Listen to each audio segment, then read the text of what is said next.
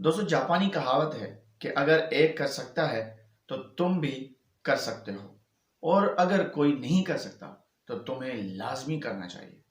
दोस्तों, एक छोटी सी कहानी मैं आपके साथ शेयर करूंगा उस शख्स की जिसने गुर्बत की जिंदगी, असरत की जिंदगी से शुरुआत की, व्हाट्सएप को बनाया और अरबों डॉलर का मालिक बना। दोस्तों, वो यूक्रेन के एक गरीब यहूदी खानदान में पैदा हुआ। खानदान असरत में जिंदगी गुजारा था।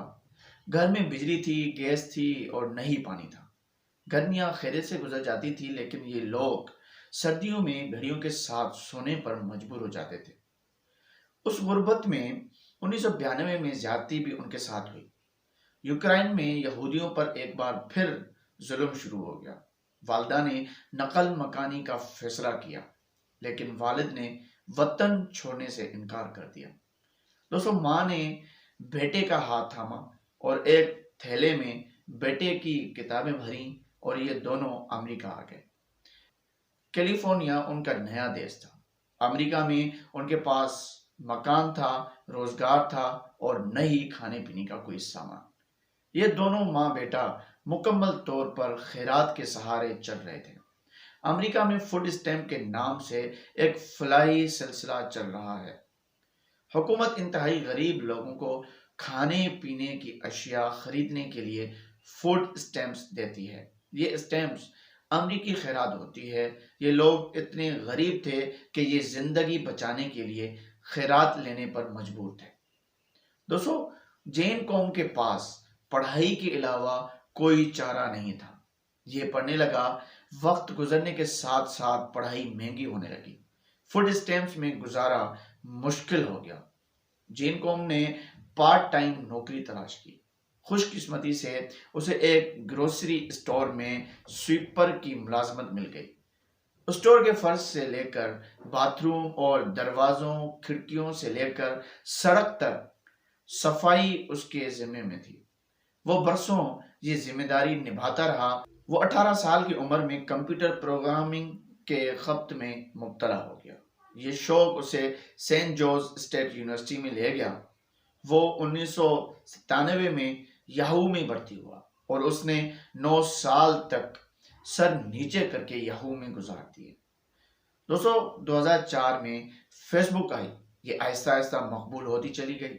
ये 2007 में दुनिया की बड़ी कंपनी बन गई।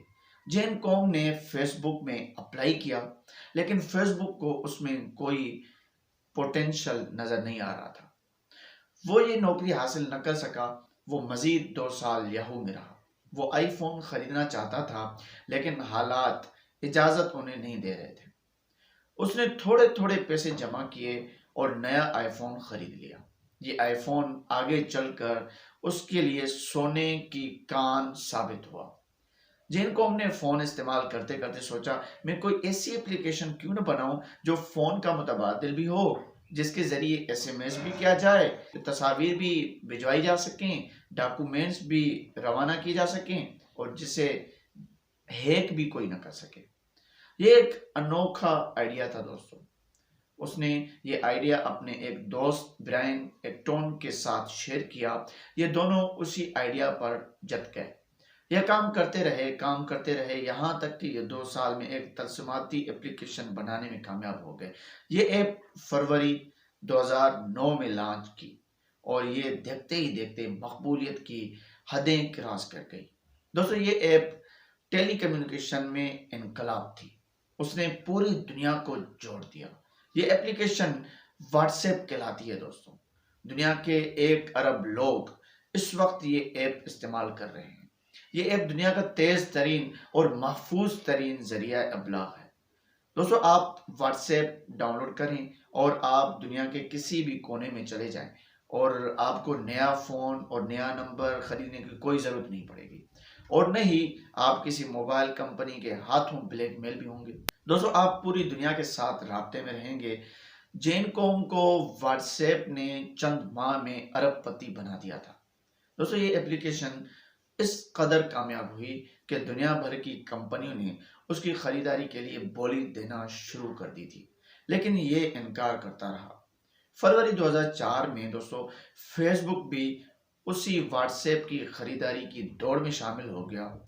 फेसबुक की इंतजामिया ने जब उससे राब्ता किया तो उसकी हंसी निकल गई। उसने खुदा का शुक्र अदा किया और कहका लगाया और बोला, ये वो इदारा था जिसने मुझे 2007 में नौकरी देने से इनकार कर दिया था। वो देर तक हंसता रहा। उसने उस हंसी के दौरान फेसबुक को हाँ कर दी। 19 बिलियन डॉलर में सौदा हो गया। ये कितनी बड़ी रकम है। आप इसका दोस्तों अंदाज़ा लगाएं कि पाकिस्तान के कुल मालियाती ज़खायर से लगा लीजिए पाकिस्तान का फॉरेन एक्सचेंज दोस्तों इस वक्त 22 अरब डॉलर है और पाकिस्तान 70 बरसों में इन ज़खायर तक पहुंचा, जबकि जेन कॉम ने एक एप्लीकेशन 19 अरब डॉलर में फरोख्त की। दोस्तों जेन कॉम ने फेसबुक के साथ सौदे में सिर्फ एक शर्त रखी, मैं फूड स्टैंप्स देने वाले इदारे के वेटिंग रूम में बैठकर दस्तखत करूंगा। फेसबुक के लिए ये शर्त अजीब थी। दोस्तों ये लोग ये मुआहिदा अपने दफ्तर या उसके ऑफिस में करना चाहते थे, लेकिन वो डट गए। यहाँ तक कि फेसबुक उसकी जिद के सामने पसपाई अख्तियार करने पर मजबूर हो गई। एक तारीख तय हुई, फेसबुक के लोग फ्लाई सेंटर पहुंचे। ये वो सेंटर था जिसके उस कोने की उस आखिरी कुर्सी पर बैठकर वो उसकी माँ घंटों फूड स्टैम्प्स का इंतजार करती रही। ये दोनों कई बार भूखे पेट यहाँ आए और शाम तक भूखे प्यासे यहाँ बैठे रहे थे। वेटिंग रूम में बैठना अजियतनाक था दोस्तों, लेकिन उससे बड़ी अजियत खिड़की में बैठी खातून थी। वो खातून हर बार नफरत से उनकी तरफ देखती थी। तंजिया मुस्कुराती थी और पूछती थी, तुम लोग कब तक खैरात लेते रहोगे? तुम काम क्यों नहीं करते? ये बात सीधी उनके दिल में तराजू हो जाती थी, लेकिन ये लोग खामोश खड़े रहते थे। खातून उन्हें स्लिप देती थी, माँ कागज पर दस्तखत करती थी और ये लोग आंखें पूछते हुए वापस चले जाते थे। वो बरसों उस अमल से गुजरता रहता। चुनाचे जब कामयाबी मिली तो उसने अपनी जिंदगी की सबसे बड़ी कामयाबी उस वेटिंग रूम में मनाने का फैसला किया। उसने 19 बिलियन डॉलर की डील पर फूड स्टैम्प्स के इंतजार में बैठे लोगों के दरमियान बैठकर दस्तखत किए, चेक लिया और सीधा काउंटर पर चला गया। फूड स्टैम्प्स देने वाली खातून आज भी वहां मौजूद थी। जेन ने 19 बिलियन डॉलर का चेक उसके सामने लहराया और हंसकर कहा, आई गॉट ए जॉब, और सेंटर से बाहर निकल गया। दोस्तों ये एक ऐसे गरीब लड़के की कहानी है जो अमेरिका की इज्जत और हिम्मत की अनोखी दास्तान है। ये दास्तान साबित करती है आप अगर डटे रहें, मेहनत करते रहें और हिम्मत कायम रखें तो अल्लाह ताला आपके लिए कामयाबी के दरवाजे खोलता चला जाता है। दोस्तों ये थी छोटी सी कहानी आपके लिए। आपको कैसे लगी हमें कमेंट्स में ज़रूर बताइएगा।